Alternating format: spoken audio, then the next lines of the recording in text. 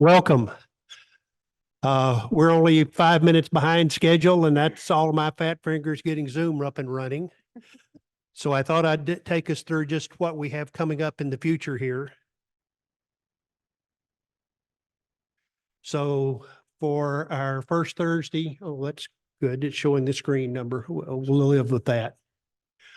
So for February, we have open theme competition. For March, our competition theme will be people and pet portraits. So pay attention. Lisa may have something good for us. I might have something up my sleeve. For third Thursday, February, I'm going to do a micro photography workshop. This is going to follow on from what I presented last year and focus on getting people hands-on shooting. So there'll be 4 stations set up to shoot. So most of March or February will be all about shooting hands-on.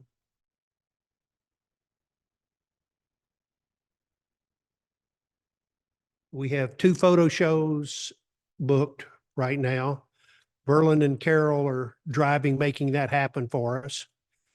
We have the library show in Pflugerville, which will be coming up shortly. There's stuff set up on the website basically to log in your entries. It's not to be judged or anything else. It's just a place to track it and track title and price. So I think Clay's going to make tags for us to put with our images. And then we have a big show coming up this fall in Round Rock. And that one is huge. It'll be 70 plus prints. And yes, sir. I'll be making up all kinds of things about you. You'd have to look on the webpage. I don't remember great. right now. The more you can make up, the better. Yeah, I mean, you've been shooting. Presidents. February 16th. I do have some photos of Troy and Abbott. I can show. I do. That's a fact. So we have to have them It's submitted live. by the 1st. And then the show Let me- actually let's runs see if I can from the find that. 16th through the 15th. We do the hanging on the 15th. And you can have up to 5 prints, 16 by 20. And my understanding is that there's plenty of room, so we're not going to run out.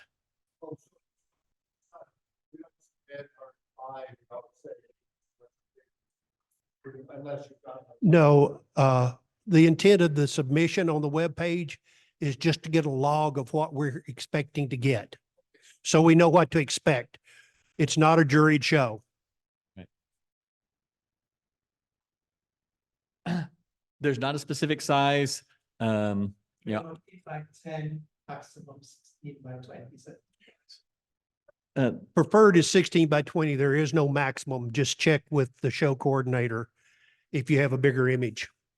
Don't come in with a billboard. 30 by 40, the upper limit.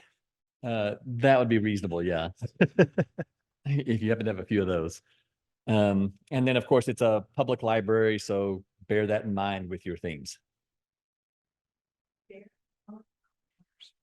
Yeah. Okay, 5th Thursday is a get together, just meet up, drink beer, have a good time, talk. It will be at a new business downtown Pflugerville, Prost. They're a brewery and they always have a food truck, so there's food. And the meetup area will be upstairs in their building. Their brewing facilities on the lower level, and it's 3 doors down from Victory Tap, where we've met a couple of times before. Patrick, you want to introduce Lisa? Excuse me.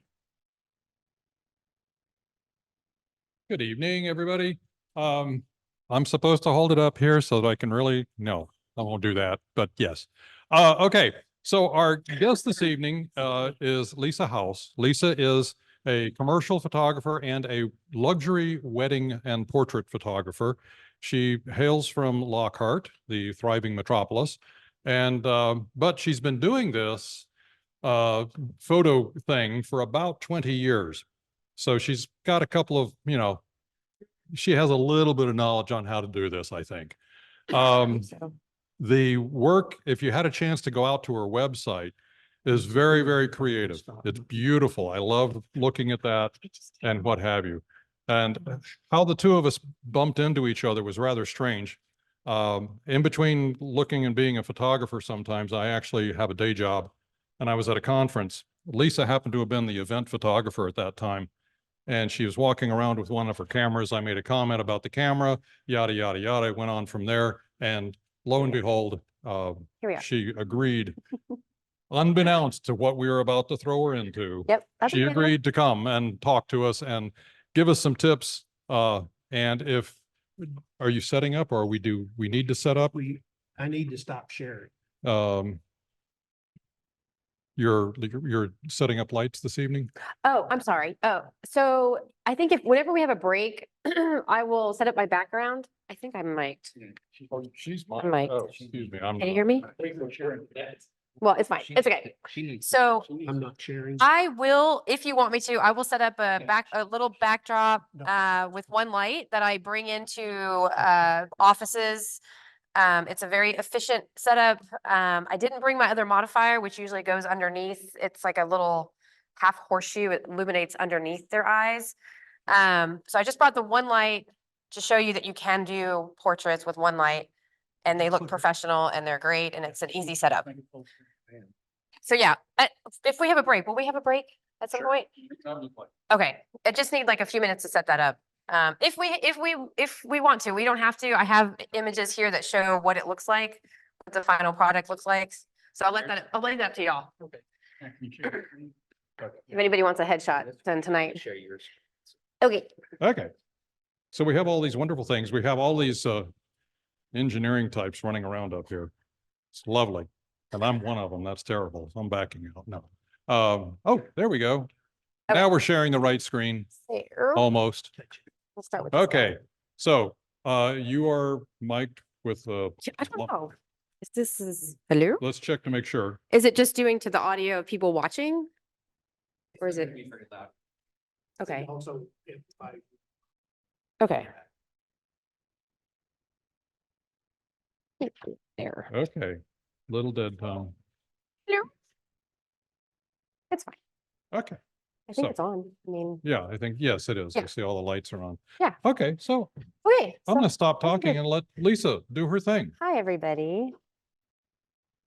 This takes me back, to when I lived in Philadelphia. So I'm originally from Austin. My dad and my family moved here in '84. I'm an Air Force brat. I have an older sister. She's a teacher.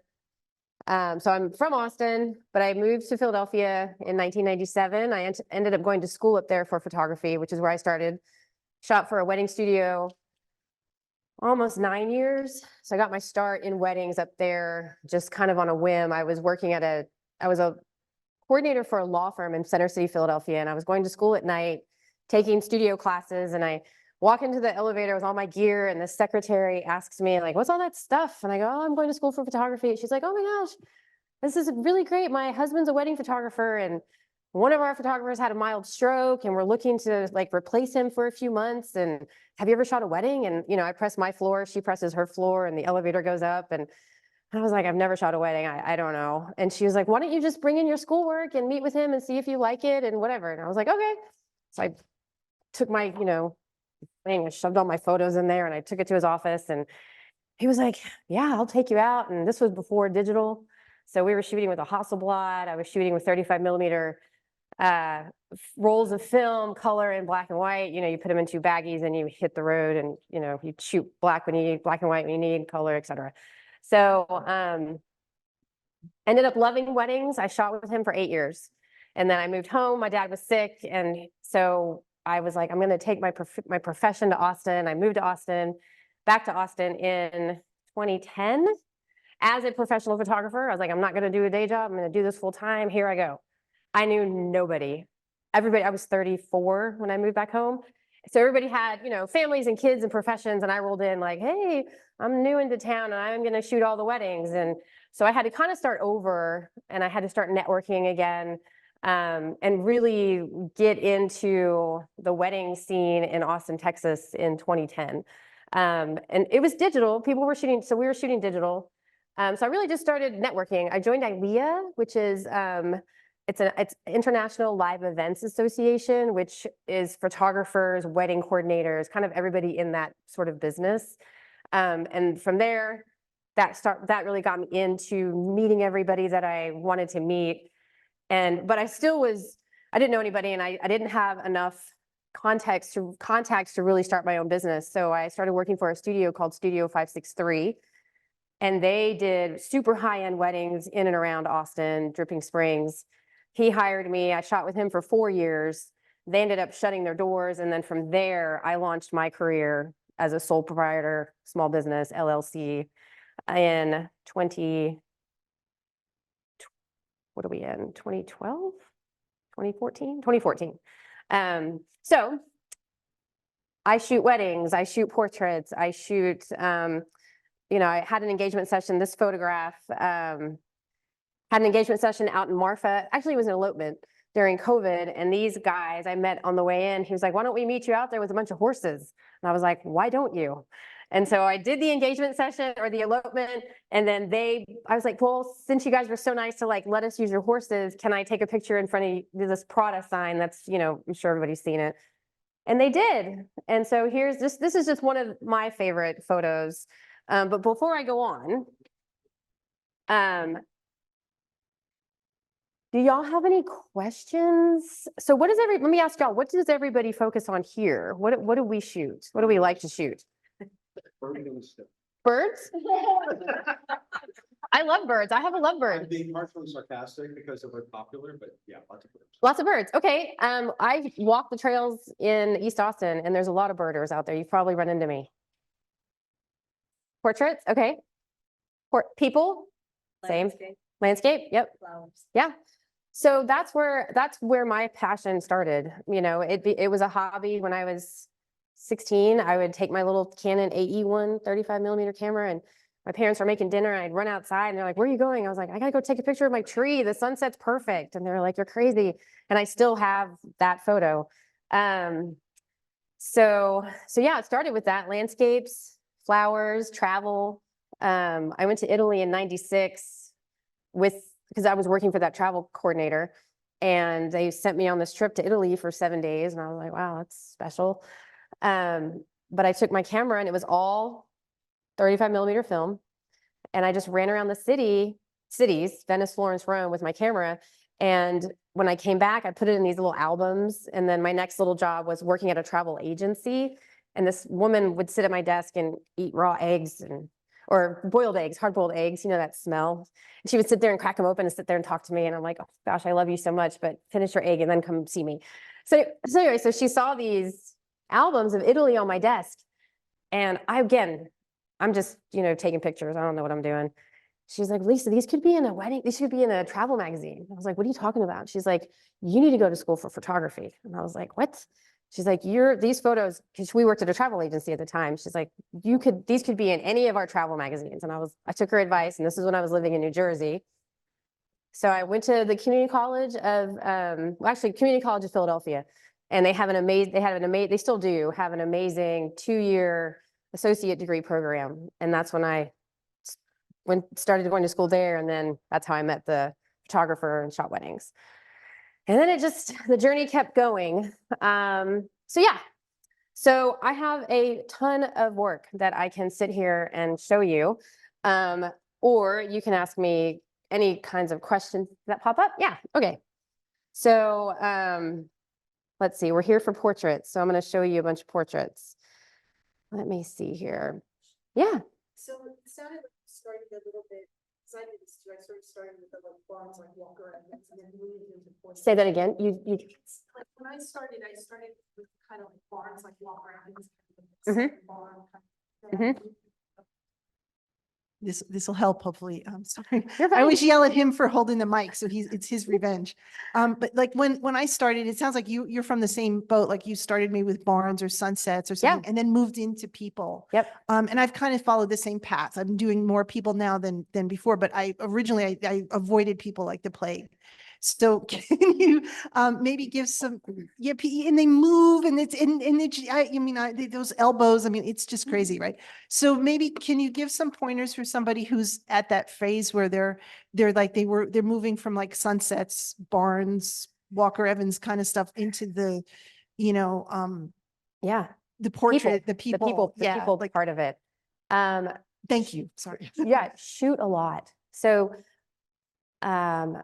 weddings got me in front of people, but I was still super nervous and I still struggled to photograph people because I'm a very respectful person of people's spaces. So I don't want to get up in their face. So I first started shooting with a long lens, like a 70 to 200, because it would get me close enough to where I can get that nice photo, but I'm not in their space. And it kept me comfortable. It kept them comfortable. But then the more you do it, the better you get at it and the more comfortable you get. And then you're able to ask them, hey, can I get a little closer? Or, hey, I'm shooting with a different lens or whatever. I need to come a little closer. Are you comfortable with me coming close? Oh, yeah. And usually people are. If you're taking their portrait, if you're taking their picture, they're there for a reason. They know that you're going to be doing that job. So there should be a level of trust and they're going to trust you to do that. So I'm going to show you, I was pulling up some. Thank you for taking my question. Oh my gosh, of course, fire away. Okay, so this is a perfect example of getting in close. So this is Zulu. He is a retired tattoo artist from California. His wife is a real estate agent in Austin. That's how I met this couple. I did her portrait. And then she's like, Lisa, you made me feel so comfortable. Yeah, my only advice is just keep doing it. The more you do it, the more comfortable you'll get. I still get nervous. I still get butterflies when I go out and shoot, especially when you have this person in front of you. So he has been photographed by a lot of people. He is also a very private person. He doesn't really like to be around people. But Connie, his wife, was like, you would be perfect. So I come schlepped my gear to their house and it still makes me sweat. And I'm just like, oh my gosh, please let me do a good job. Please let me capture this man the way he wants to be captured. And so I knew he liked to smoke a pipe. And so I said, Zulu, would you mind sitting down and just like taking a couple drags off your pipe? And he was like, I would love that. It would relax me. This is great. One light. You can see it. I can bring out my gear. I should have brought my gear out. It's just one light with a honeycomb modifier, tiny little strobe right here, which created that effect. We took a lot of pictures to get that smoke just right. But he was down to smoke. This is his workspace. The other thing too, when I shoot portraits or if I do like lifestyle portraits, I do stuff like this. And I think this is the wedding part of me. This is the telling the story part of it. I don't know what he was writing, but it's just a soup. He had some crazy, wonderful tattoos. And he's also speaking of birds, which is, I think, why I thought of this guy. He raises hawks and releases them into the wild. So we went outside first. One, to get me comfortable with the bird. And then I asked him, can we come inside? And he said, yes. Isn't that amazing? And we were only in there, we couldn't be in there very long with the bird, maybe 5 minutes. But he kept looking. He just kind of kept, and every time he kept looking, I kept shooting. And I think that's it. Yeah, 3 shots. They say that people look like their dogs a lot of times, but I think he looks like his bird. Yeah. And they have little chihuahuas too, which is funny. They have like tiny little dogs also. Also one light. So this thing is amazing. It's an Apollo orb. It's by Westcott. I think it's a 64-inch. I'm not like a techie person. I just find what I love and I use it. It's an Apollo orb by Westcott. It's also great for weddings. It's great for intimate spaces. Basically just saying here. There's a little bit of an echo on the TV. Can y'all hear that? It's like, maybe if I stand over here. But basically sets up like that. And it lives in my car. So you can see it's kind of dirty, but it doesn't affect anything. And then you just put your light through here. I use SB800s. I don't know what kind of flashes everybody uses, but I'll show you. And I guess I'll go back to like, because there's a lot of, people that do in studio lighting, right? Like big studio lights. I'm a on the go kind of person. So a lot of my work is on location. So I have to travel light and I have to like travel with these guys. These are new. These are Westcott. These are great. But this is the speed light that I put into here. And I have triggers, which y'all all might be familiar with or not. These are little photics. They're awesome. They're inexpensive. They're reliable. I have a few sets of these. I did upgrade to these, which don't require a remote. They work off each other. This goes in here. This goes on your camera, and it fires. Let me know if I'm going too fast. Do you need the flash like at the background, or do you need it straight? Yep, at the back. Yep, Okay. yep. And I can demonstrate. I can set this up in a second and show y'all. So, oh, my light stand. I need my light stand. It's like, why isn't this working? So basically, from on the inside, it just mounts on your light stand, and then you can pivot your light stand however you want it. And you can control, obviously, the power on your flash, how much light you want. But it's a beautiful softbox. It's a really pretty, even light. We'll go to some like boring headshots. These guys, what's it? The VC? Venture capital firm. The only thing I did in here, the only thing I did differently with these people is I did bring my, I don't know what it's called. It's a silver modifier that goes like this. Yeah, it's a highlighter. It pops their bags, So I knew they wanted like really bright and punchy kind of like images, so I brought it. I kind of make that call depending on the client. This client, I don't think I pulled them up. Nope. Let's see. We'll go back to that. Anyway, so, but it's this and the the modifier underneath, and that's it. Let me show you. I'll pull them up. The people I just did. And this gallery that I'm showing you right now, it's called Pixie Set. It's awesome. If you do a lot of work and you need a reliable gallery or a way to share the images with your client where they can just download and use what they want, I really recommend this company. So going back to, you still take, I'm still inspired by landscapes. I'm waiting for this party to start on the deck of this office building. After I did their portraits, I was like, well, this is really pretty. Who gets to come up here and photograph the Capitol at this angle? So, so yeah, and that's a great, intro to their gallery. Okay, so this, you can really tell the difference. This is the one light, kind of up high kind of up high here, but you can see the shadows. I don't know if you can see it on the TV. Yeah, you can. So light's over here. See how it's darker on this side? You can see the shadow coming over here. And you can also see, kind of the bags under his eyes. So what I tell my client is, I say, if you need additional touch-ups, let me know. And we can pick 1 or 2 images and I'll retouch it for you. But they were really happy with these. And it was quick, one light setup.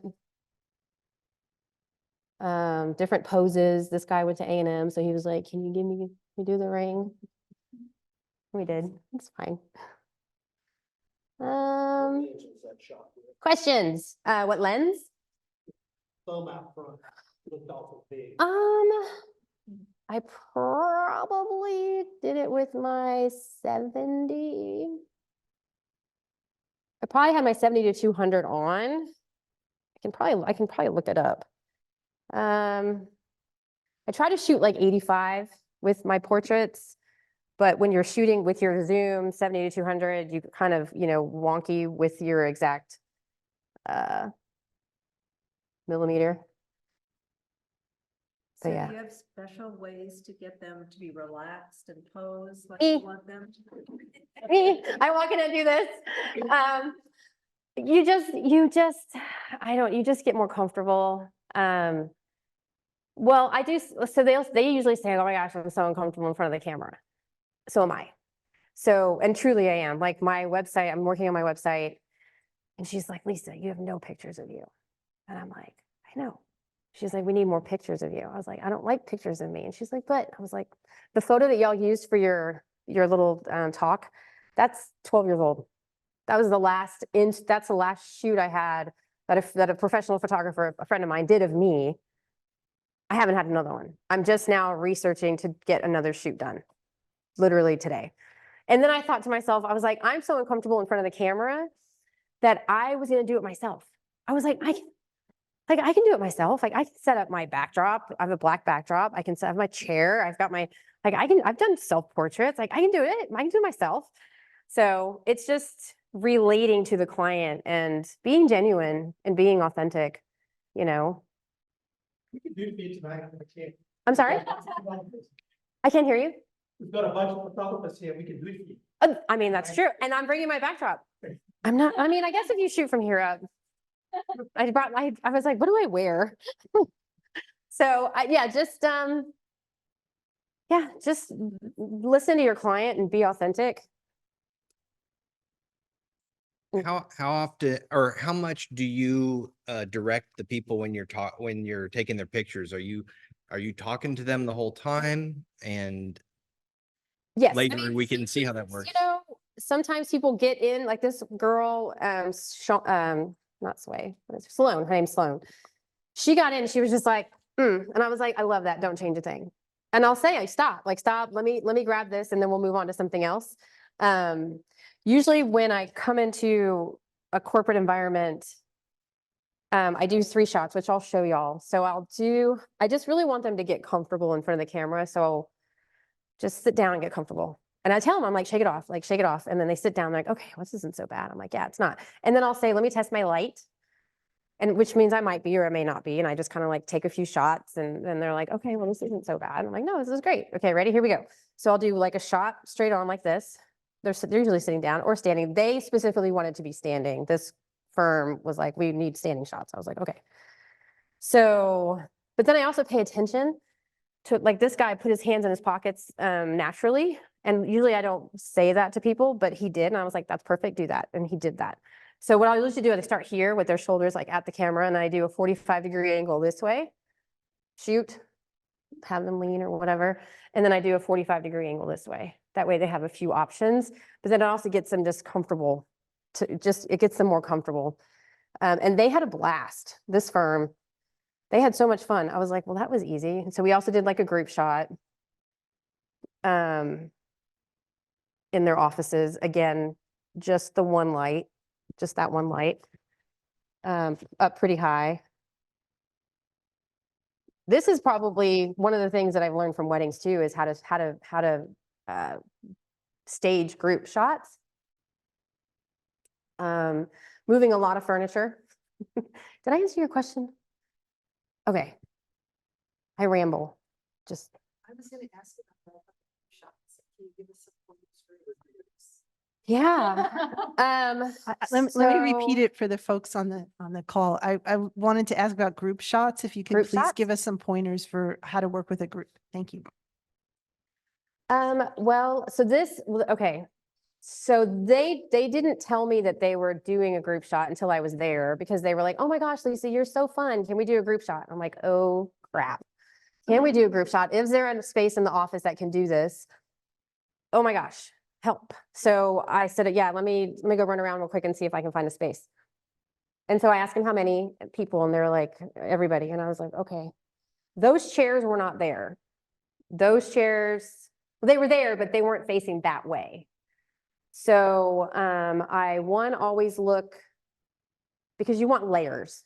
You want to layer people. Have you ever seen like the cover of Vanity Fair when they do the Oscars and they have those, I mean, or like how they have those layers of people and, you know, always layer. And then also make sure that when you shoot somebody, if you have like 1, 2, 3 people, I'll show you some wedding stuff. I'll show you some wedding examples. Make sure that there's not one head on top of the other. You always want to make sure there's separation.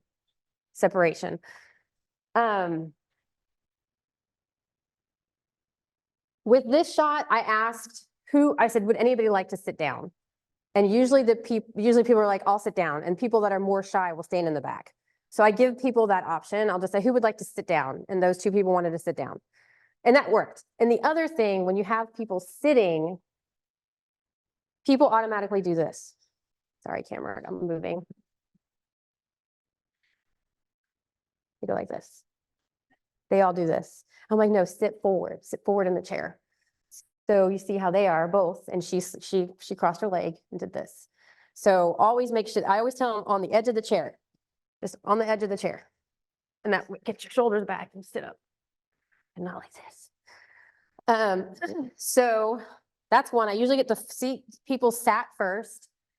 And then I just put them in the scene and I look and I say, I think what happened was this shorter man, I think he was stuck over here and I moved him into the middle just to kind of balance it out a little bit. It's also look at it and go, does it look weird? If it looks weird, change it. That guy over here looked like he was getting lost. So I moved him, the bald guy. So I moved the bald guy over. And then just make sure you have a little bit of separation in between each person. Because the other thing people like to do is they like to crowd the person in front of them. So they're like, don't give them any space. I'm like, no, give them a little room. Back up, breathe, back up. This was we were in there. We were definitely in there. So the other thing that helps is turn your body. So they'll also stand like this. People will stand like this. Get them to turn. And I always have them turn. If there's a person in the middle, like this woman, this is the CEO, the people on this side will turn in and the people on this side will turn in. Unless you're being fancy, which I'll show you some fancy stuff. If it's a wedding party, I'll have them sit down and women, back to back, something fun. But for like a magazine cover, she was like, oh, we're going to be on Fortune 500. I was like, yes, you are. And it's going to be my picture. So she saw this photo and she's like, this is amazing. So it's just a corporate shot's different than weddings. Okay, let me think. Who do I pull? Questions? You have a question? Tell me, does some of your shooting involve like where you're not able to set up your shadow box at all, where you're just in camera, like an event and if so, how do you set up for that on your lighting? Preparation. So I know where if I have a job, like a wedding or a corporate event or something, and if I think I need that, I'm bringing it. Even if I don't take it out, even if I don't take it with me, I'm bringing it. I'm always prepared for the worst. But I'm saying, let's say you're at an event and some of it, let's say spontaneous, so it's not staged so much, but you want to be ready for it. Or is that just It not? depends. It happens. You have to be ready. You kind of have to be ready for Well, that's anything. what I'm asking. How do you set up your, do you have your flash on there? Do you have a diffuser on it? Oh, well, my bag's not ever far away. So if I don't have time to set this up and I need something like, oh my gosh, I need a flash. This is always on me. This little guy, I always have a little bag. It's like I should have brought it in. It's a little satchel. It actually looks like it holds 6 wine bottles, but it holds 6 flashes or lenses or whatever. Yes, perfect. Yes. So I always have at least one flash on me. I always have one external, flash on me. If like in here, this is the worst lighting you can you could ask for, right? Which is kind of funny. We should do portraits in here and see what we can get. That'd be a fun task, like to challenge ourselves, like what we did in this room. Cause sometimes you walk into a space and it's terrible. Churches have the worst lighting, right? Sorry. You know, but they do. I know I'm going, here we go, here we go. But always ready. I'm always ready. Or, you know, if I have an opportunity, it's daytime, let's go outside. I just did a wedding, at a church, last weekend, no, January 6th. And it was at a Presbyterian church and at the Renaissance Hotel at the Arboretum. Both terrible lighting locations, terrible, terrible, terrible. So the girls got ready in this one room that had this beautiful pane of windows, which I loved. I was like, this is great. We'll get to this last image in a second. But what I did do was I walked into this room and I was like, turn off all the lights. There's enough window light here that we don't need these lights. This is terrible. So that's what this is. That's just window light. No flash, just, her name's Julia. I was like, Julia, and this gives me chills. Her veil was just stunning. It was so stunning. So I was just like, Julia, come to the light and let me shoot you with just available light. So that was that picture. And the other thing I do too with clients is, because I'm a film person first. I love classic black and whites.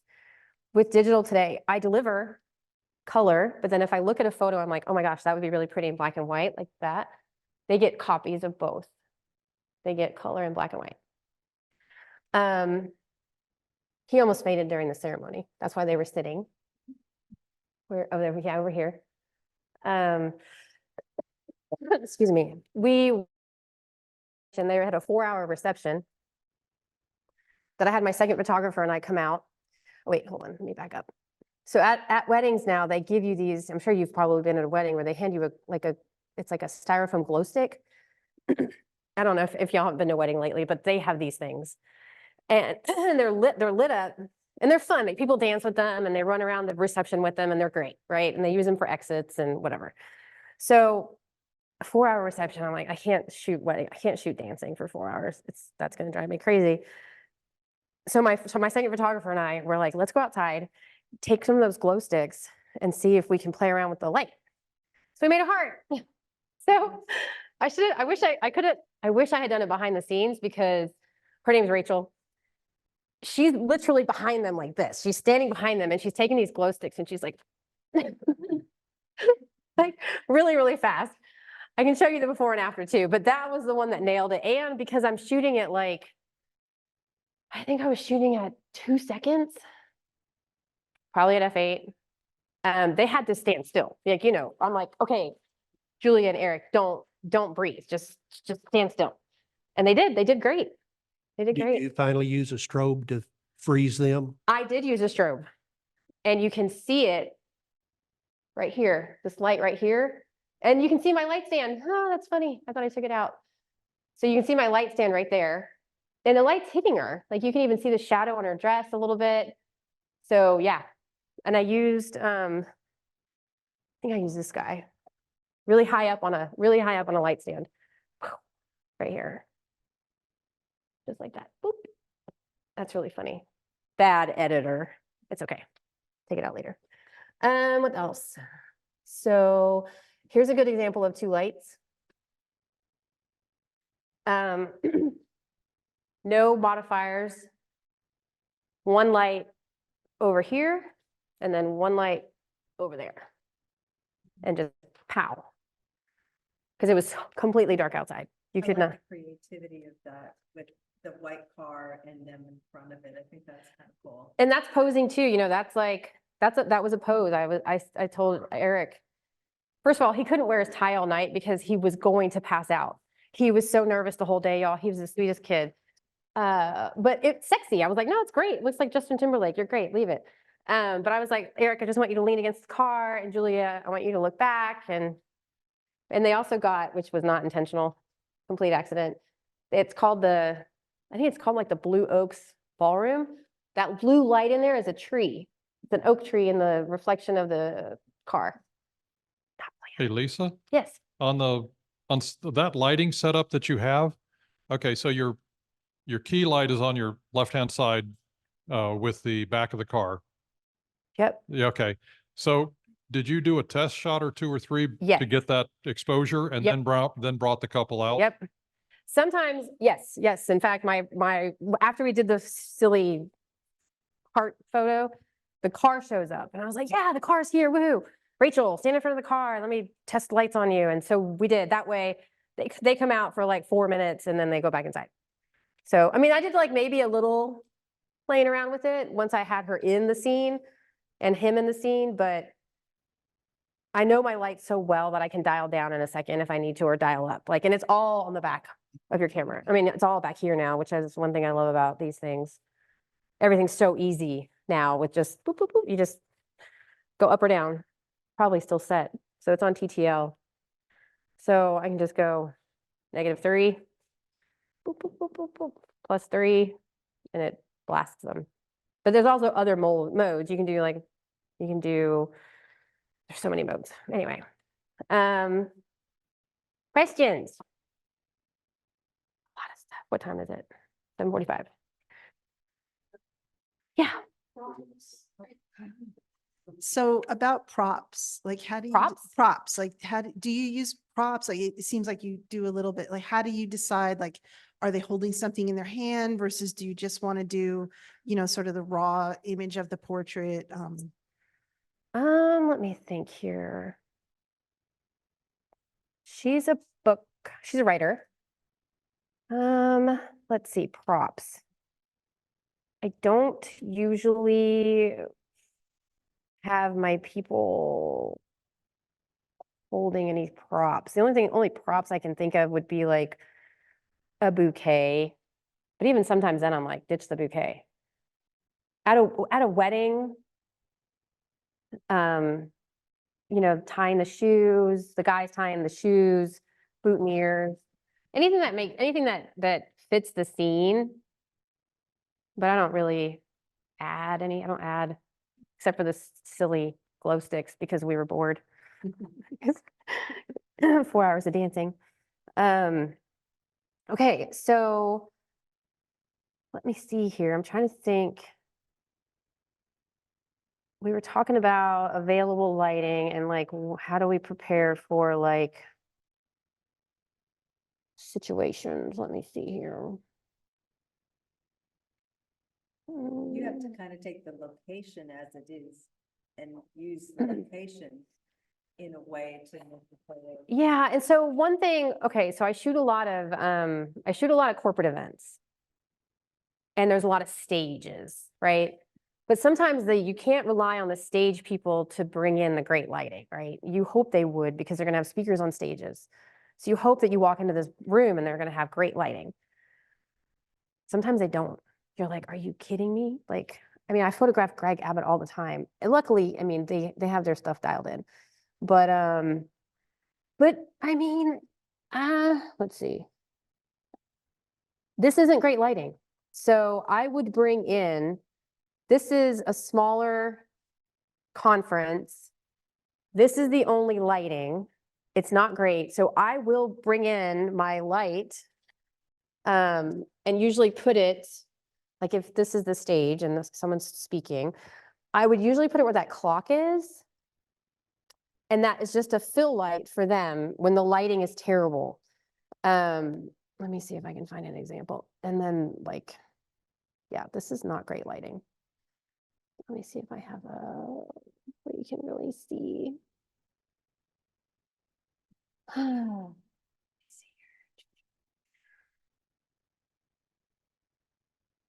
Here's an example of my room light. See how his hair light is lit in the back? So this is a dark dinner party. It's dark until you get to the stage. So if this is the stage and this is people dining, everyone's eating out here, right? People come in and they mingle and they just had cocktails and they're all talking, but the lighting stinks in this area right here. So one of the things that my clients like that I do is I will light it. So I'll put one light over there, one light over there. So they're cross lit. And I'll have a camera, I'll have this on. Usually it won't really do much, but I'll have 2 room lights so that anybody crosses in that section is lit.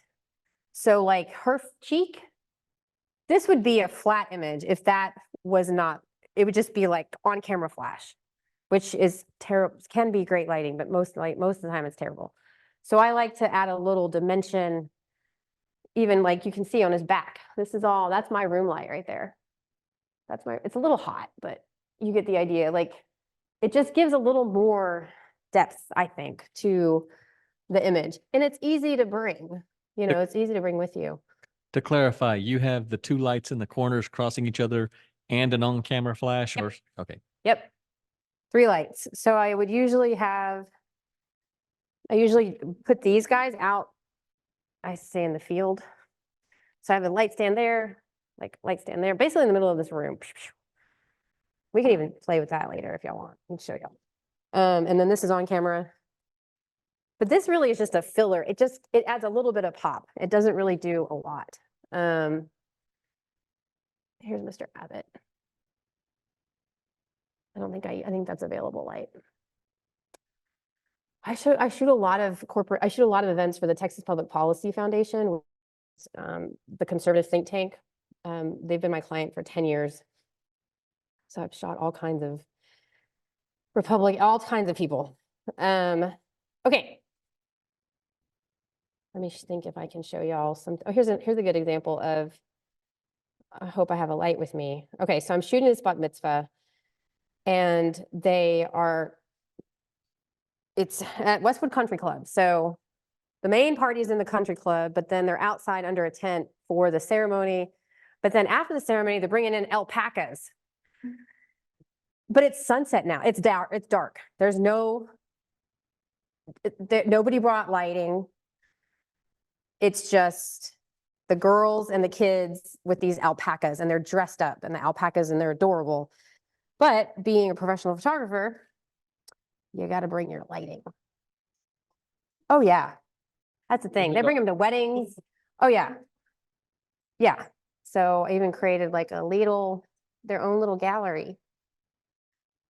But look how dark it is. Can you even see on that? That screen's a little bright, but completely dark. Completely dark. And I don't want to use my on-camera, I don't want to just use my on-camera flash. So I bring one of these guys. I should have, and I think I even had a honeycomb on it and I think I even had a warm modifier on it, like a little, they have like magnetic gels that you put on, because here it's super warm. I don't know see, I'm really bad. It was, not a technical person. I just buy what works. I'm not a, yeah, let's see. Oh no, I think those are llamas. Llama spit. What am I doing? Anyway, oh, that's what I'm doing. Okay. So, it's my warm filter. I don't know. It's in my bag. It's like the lightest warming filter that they have. So, and a honeycomb, which I haven't shot in a minute.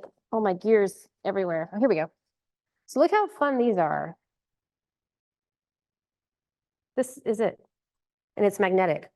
So it sticks on. I don't know if y'all are familiar with these Westcott. Do you use the zoom feature in your flash also, or? I usually will turn this on and put it on manual. And I do use the zoom. So like, but it's at f-stops. So I usually put it at 5. And then yeah. So let's see. Making a liar out of me. Well, anyway, so this is the setup, and I put it up high, bounce it at the girls, and I wish I could see it on this because it's really warm on here, but it just gives it's more dynamic than just on camera flash. And the what? It diffuses the light. It kind of brings it in and makes it less just, yep, focuses it more right on your subject. those gels, Yeah. you can order those sheets off of your favorite online supplier and cut them to size with a Cricut. See, I need these people. I need you in my life because I just buy the stuff and I put them on see, I've got like all these gels, Yes, you know, the Cricut method is a lot less expensive. the Cricut method. Is that like MacGyver? It's this machine that cuts papers and Oh. stuff like that. And you program it, and if your wife happens to have one, you can program Oh. the dimensions and like, here, cut this piece of plastic to this size. Well, that's good to know because apparently I've lost my orange one. I don't know. It's not in my bag. So I might be calling you. Oh, wait, here it is. No, that's not it. No, anyway, yeah, it comes with all of these. So, but when you buy these flashes, these come with it. Some of them do, but they have a bunch Yeah. of other colors. And then, of course, online, you can have every color imaginable and just say, Awesome. cut it. Well, it's called Cricut. See? Oh, I that's see. that thing that you, for like arts and crafts. Yes, exactly. Oh my gosh, that's amazing. Okay, I have a friend that has a Cricut.